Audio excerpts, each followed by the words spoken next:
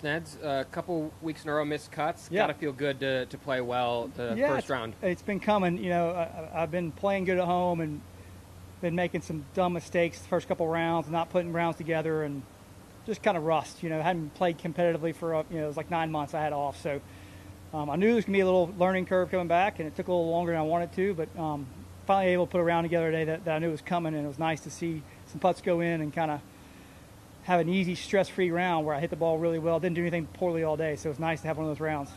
You talked about it at Memorial, but can you kind of just take us through kind of what you've been through the last year, the surgery and everything to come back? Yeah, I had a sternum injury I've had got diagnosed into 2016, so I've been dealing with it for a long time and kind of doing some stop gaps to kind of let me be able to play, and got to the point where my quality of life and my career was not going to mesh. So made a decision to have surgery on my sternum, and went around, saw a bunch of different specialists, and found a guy in Nashville who'd done one of these before, a guy named Steve McNair, old quarterback for the Titans. And so felt comfortable with him doing it. So they take a bone out of your hip and kind of cut your sternum straight across, wide open, and put half the bone in the lower half the bone in the upper half, and kind of pop it back into place. And so kind of like a Lego snapping back into place. So they snapped it back into place, and kind of fingers crossed it worked when they did it. And luckily so far I haven't had any pain. I felt really good. I haven't really lost any mobility or anything. And so now it's about me kind of putting the time in. So it's been great, and I'm excited to be back out here where doing what I love to do.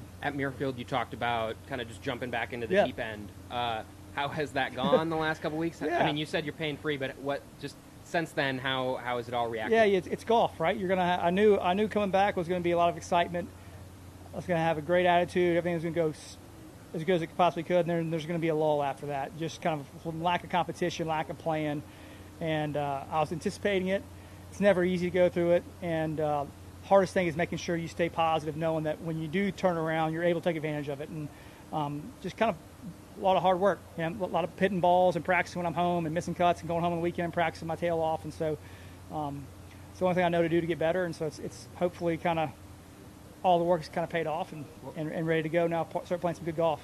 What was the original injury to the sternum? It's called unstable manubrium joint is the actual technical term. Pretty much you have a joint in the middle of your sternum that kind of flexes and bends a little bit. So if something happens to it, you have a little bit of mobility. Mine was kind of separated, for lack of a better term. It would come back together, but it was pretty much a broken sternum when I started hitting golf balls. And so it wouldn't allow me to practice or play. I could kind of manage it with Tylenol and steroid injections and stem cell injections and PRP injections, and kind of get through a month or two without pain, and then it just come right back. So just trying to do the best I can. So that's why I decided to have the surgery. You had gone to South America for I have, yeah. I went to South America for stem cell injections, and I've tried everything at one point or another that was legal under the sun. So kind of my last ditch effort was this surgery. Whether it worked or not was up to the doctors, but I mean it was either this or no more golf. So decided to give it a go.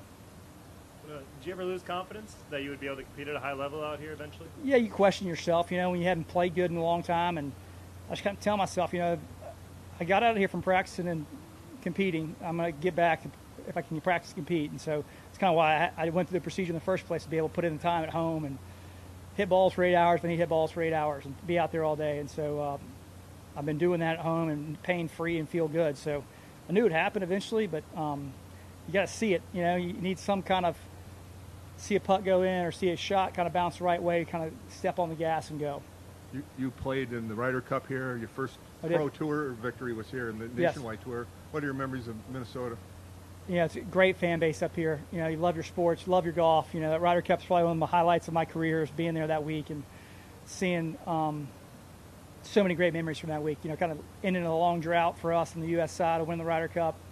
Unbelievable home field advantage up here. It was a lot of great memories that week. So a lot of fond memories here. First ever professional win was up here. So do you remember much about that? Some of me I do. Yeah, I won a playoff, beat Jeff Quinney in a playoff there.